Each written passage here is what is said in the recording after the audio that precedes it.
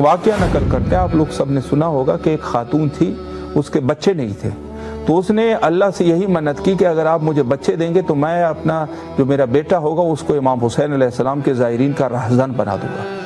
اعوذ باللہ من ذالک، یعنی اس نے یہ کہا کہ اگر اللہ مجھے بچہ دے تو اس کو میں ڈاکو بناؤں گا، تاکہ یعنی اس خاتون نے کہا کہ میں اس کو ڈاکو بناؤں گی تاکہ یہ جو بھی زیارت ابی عبداللہ کے لیے جائے یہ اس کے اوپر ظلم کرے، قتل و غارت نیت کی۔ اور اللہ کے کام بھی عجیب ہیں، اللہ نے ان کو بچہ دے دیا اور یہ بڑا ہو گیا۔ پھر جب بڑا ہو گیا تو اس کی ماں نے کہا کہ ہماری تو منت ہے کہ آپ نے جو ہے راہزنی کرنی ہے۔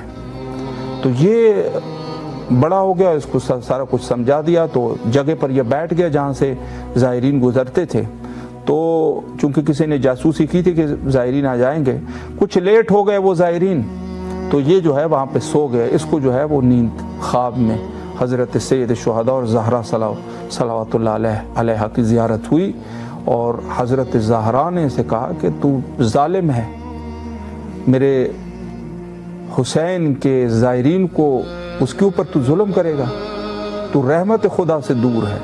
جب اس کی آنکھ کھلی تو اس کے بعد یہ ہدایت ہو گیا اور اپنے گھر واپس آیا، اور بہرحال اس طریقے سے یہ مومن ہو گیا۔ تو کچھ معجزات ایسے تھے۔ میں کہنے کا مقصد یہ ہے کہ حتیٰ اس قدر کے ظلم کو جو ہے اس زمانے میں باعث سعادت سمجھتے تھے۔